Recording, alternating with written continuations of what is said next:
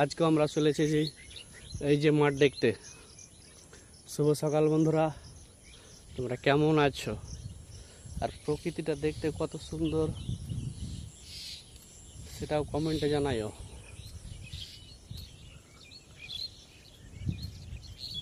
সকালের কিচিরমিচির পাখিরা ডাকছে, মন মুগ্ধ করার মতো একদম পরিবেশ। এখন বাজে 4:30।